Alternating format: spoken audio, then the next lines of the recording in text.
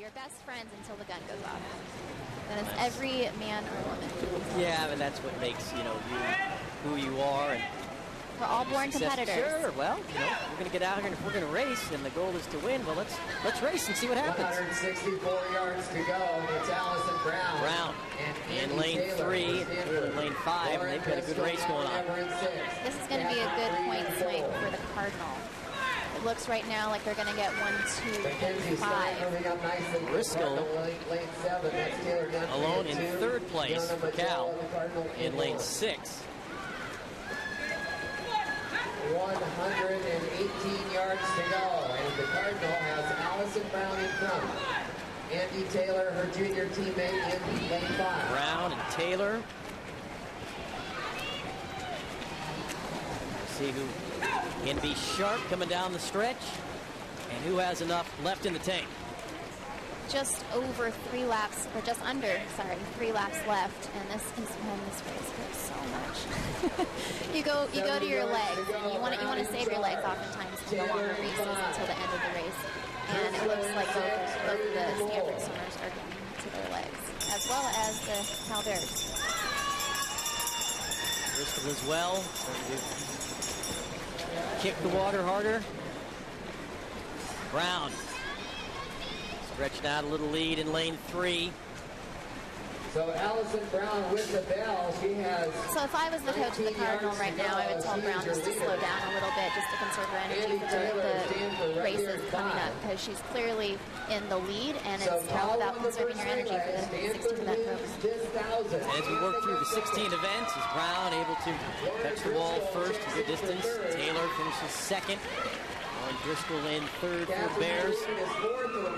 So the pendulum definitely swings. The Cardinal now has 25 points to the Cal Bears at 16 points. So that's where all the 9 points, 4, 3, 2, 1, where that really heavily favors the winners. One event for the Bears to start. And take a look at our results. Stanford Cardinal evening things out after falling in our opening event, the women's 200-yard medley relay. They captured the women's 1,000-yard freestyle. Let's go to the 200 freestyle. We will go from length to quickness, the women's 200-yard freestyle. This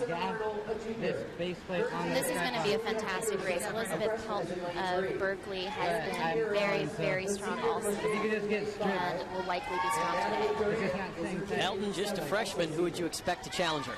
Oh, gosh. The biggest challenges are probably going to be Andy Murez, Maya Dorado. Carolyn Peel is also a Cal Berkeley teammate. She's very, very strong. So we're going to see a great race, but likely Pelton will be the one to set the tone. I'm like holding it together while I'm looking.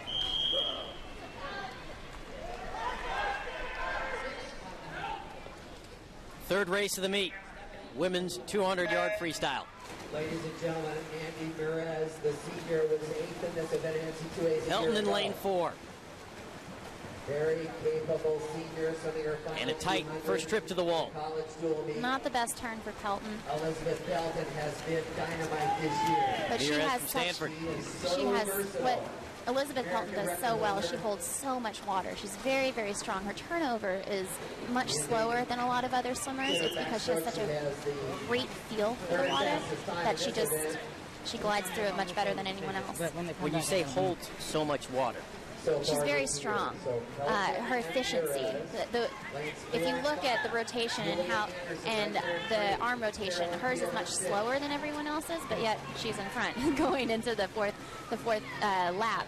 So that's a testament to how efficient and strong she is under the water.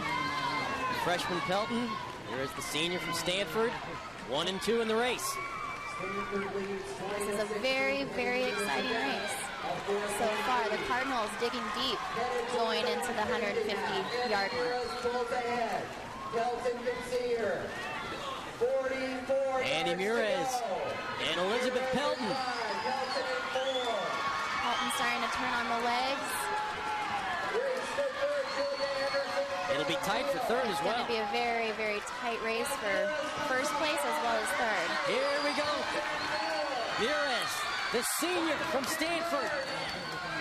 Pelton trying to close ground to the wall. Pelton comes out barely.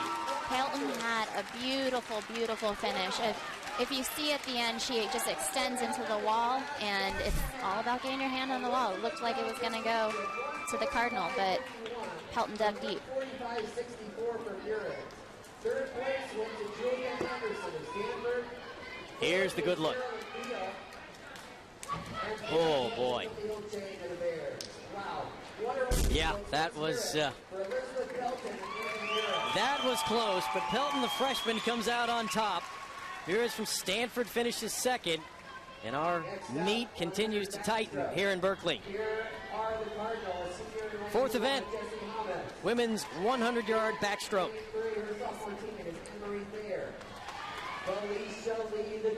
And check our lane assignments. Felicia Lee in lane 5 for Stanford. Who else should we keep an eye on? Cindy Tran. She has been the NCAA champion in this event and extremely, extremely strong in this event. This is probably the Cal Berkeley squad's strongest event. They have Cindy Tran, they have Rachel Bootsma, they have Elizabeth Pelton, 3 best swimmers in the nation. So they're going to spread out the talent. We just saw Pelton swim the 200 free, so she's going to rest up for another event. They have good history in this event, too. Good history. See, there you go. I'll say it. I'll say it. This was my best event in college as well. Yeah, you had a lot of great events, but this was, well, as they say in a variety of other sports, you owned this one. I like to think I owned it.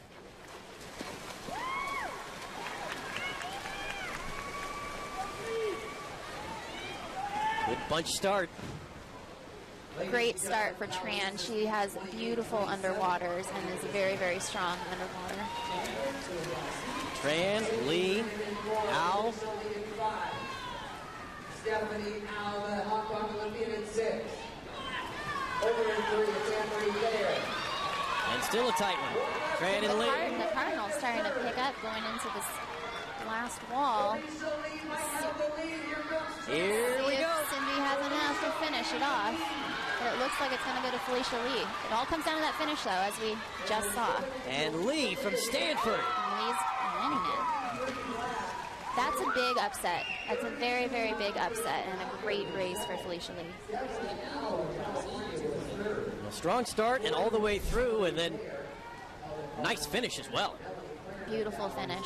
It's important in backstroke to dive into the wall, but not to dive down.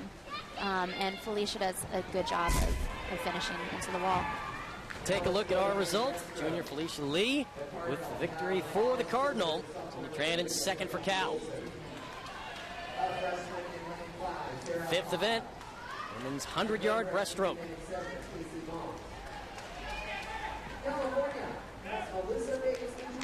Check our lane assignments. Caitlin Lane number Leverins. 4, there we go. Yeah. Your roommate from London. The lone senior, yes. I'm going to have to ask Caitlin about some stories from London on you, but we'll have to wait until after the meet for that. Caitlin, it's got to be an emotional day for her, and you went through this just a couple years back.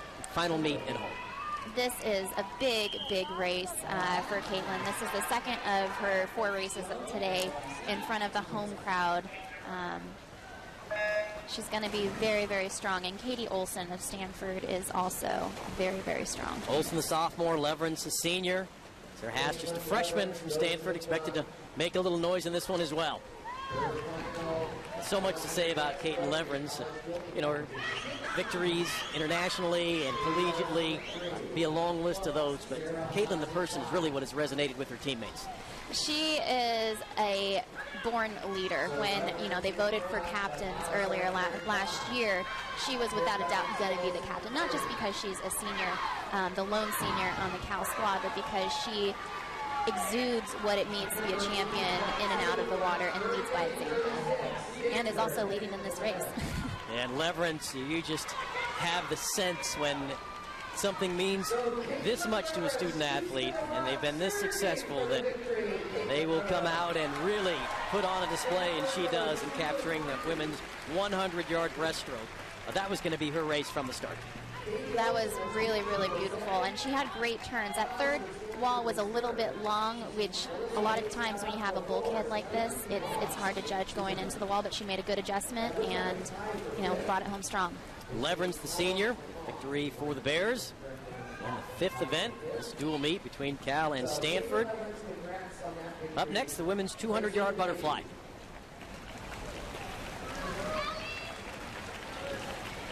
Lane assignments here, Natalie. Here are the Stanford Cardinal. In lane 3. Bootsma, the freshman, garnering a lot of attention for Cal. Fourth fastest time in the nation. Rachel Bootsma is known to be a backstroker, but she is very, very strong in butterfly as well. She, compared to the Cardinal, she's the top swimmer in this event this year.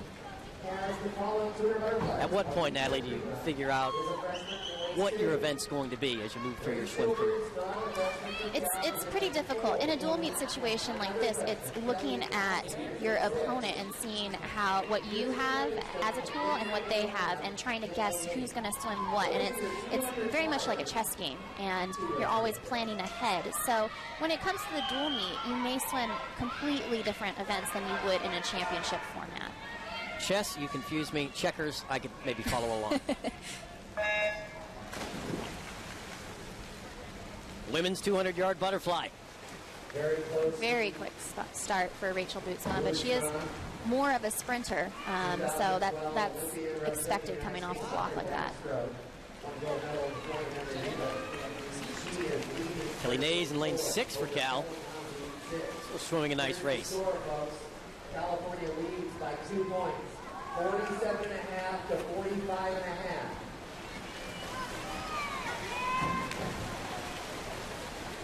Much like what I was saying in the 1,000, the 200 butterfly is such a tough race, and you want to get out fast, but it's a terrible feeling the last lap or two if you're hurting. So it's all about the rhythm in the beginning and having that easy power. Well, I can understand from a swimmer's perspective about how disappointing it can be when your mind's telling you to do one thing and your body is out of oxygen, you can't push any harder. But as a fan and somebody who watches it, it's almost like watching a race car run out of gas and seeing if they can get to that line of checkered flag. That is a lot of the fun in this. But right now, Bootsma is owning this race.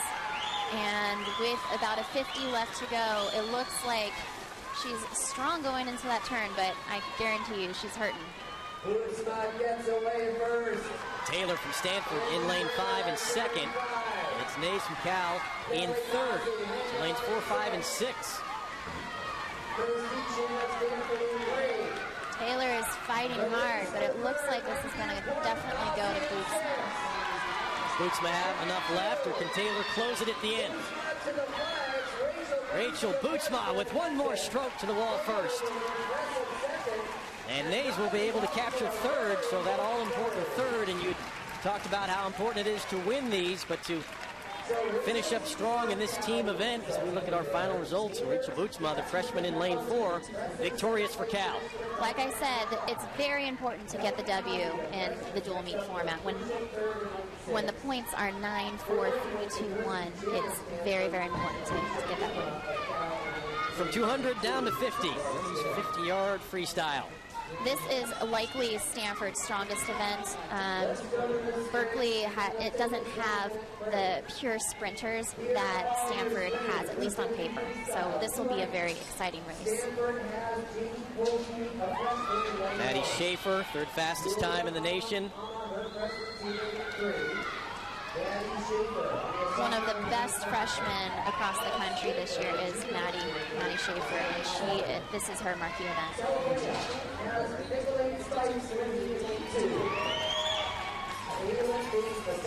Good look right there. When you're in a successful program, when you don't have the plaques behind the swimmers that say All-Americans, you need to be an Olympian to make the wall here in Cal. You do. Yeah, that's at the Olympian wall right behind lane 7. A program so big, an All-American, maybe on the inside of the locker room, but definitely not out here where all can see. Event 7, 50-yard freestyle. Nice start by Maddie Schaefer. Schaefer in lane 5. And Schaefer with a nice turn. Schaefer in lane 5 has the lead. Acker in lane 6, but it'll be Maddie Schaefer from Stanford. That's a very, very strong swim for Maddie Schaefer in the dual meet. 22.3 if I'm reading the clock right. Well, the clock's not easy to read from our vantage point. When the sun shines on it, it's a challenge. Schaefer victorious for Stanford.